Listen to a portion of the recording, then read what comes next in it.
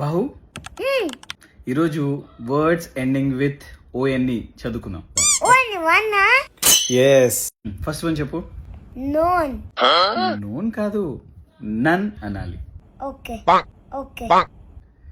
Next one bun. Bun కాదమ్మా, bone. బోనా. Next one done. Done. సరే లాస్ట్ ఇదేంటో చూడు. CONE. కన్. కోన్. అదేంటి రిబు? అదంటే ఇది అంటావు, ఇదంటే అది అంటావు.